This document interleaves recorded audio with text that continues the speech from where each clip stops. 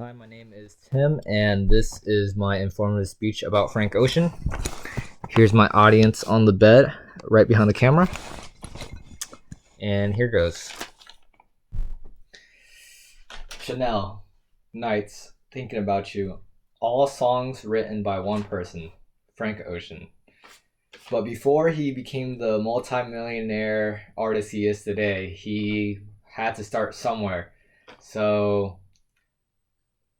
to fully understand how he came to be, I'll be discussing about how his life was while he was making his music, how his life was before he was making his music, and what his life, how his life is reflected in his albums that he releases. So before Frank was Frank, his name is Christopher. Before Frank was Frank, he was going to school in Louisiana. He was in college, and he decided to quit college and pursue his love for music. So he dropped out, moved to LA, and met a lot of people there. So one person that he met was Tyler the Creator. Tyler the Creator now is a huge multi-millionaire artist as well. And before they were both famous, they were friends. They made music together, and now they're both famous. So Tyler had a big influence on what his music is like today. But After he was friends with Tyler, I think he started ghostwriting for a lot of artists. So according to Rolling Stones, there's he's ghostwritten for Brandy, John Legend, um, Justin Bieber, and the list goes on. But Genius later, so according to Genius, he's ghostwritten Justin Bieber's EP. So that just in the 3 years of him being in LA ghostwriting, he made a name for himself as a ghostwriter, and that was what um, kickstarted his music career because him becoming such a well known ghostwriter, Def Jam's a record label picked him up as a ghostwriter, and after that, Def Jam's later on let him create his own album and release it. So his first official album was Channel Orange, the album that they let him release, and that was released in 2012 according to Billboards. So when he first released it, it was a global hit. It was critically acclaimed.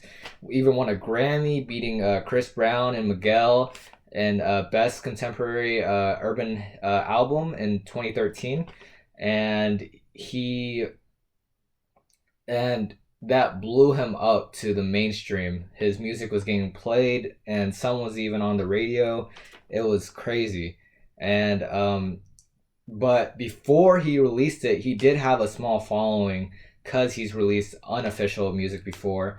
And right before he dropped his album Channel Orange, Variety says that he posted on Tumblr the day before how he was bisexual, and in the post he talks about how his first lover was a guy, and this was way back in 2012. So the internet wasn't really as accepting as it is today. So he got a lot of backlash, a lot of hate. People were making fun of him, but him doing so, he paved the way for a lot of the newer artists. He wasn't the first one to come out as gay, but he was the biggest, most recent artist to come out as gay.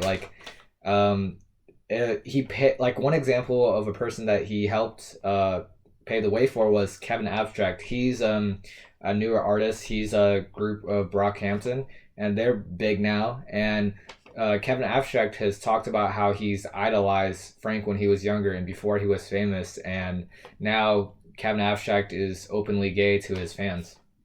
So that's cool. So after Channel Orange, he went completely invisible. So NPR talks about this. They'd say that he went invisible. He didn't.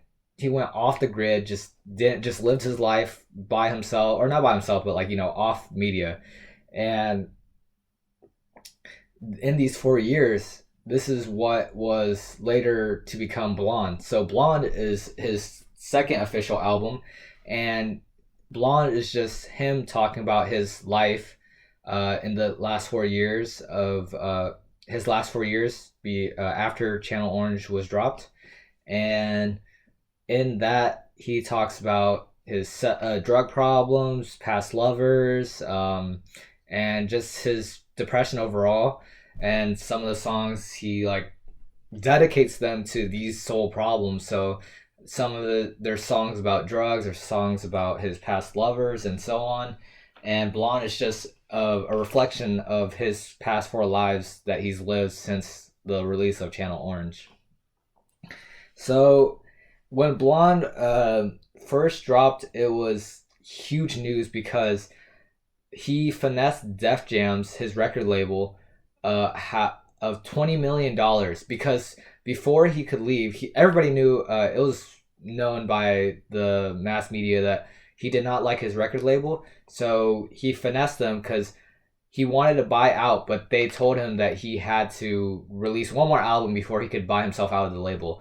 So before he released Blonde, his real album, he had a throwaway. He made a video album, and he gave it to Def Jam saying this was his real album, and they agreed. He got $20 million off the Apple Music Def Jam deal.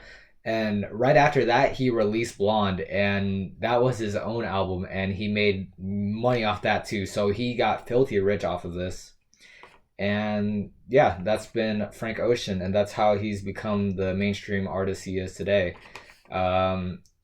He's a perfect example of how you could just drop everything and just make it. I mean, it's not always the case, but he's just the perfect example of how if you drop everything and fully devote yourself, there is a chance of you making it out and making your dream come true.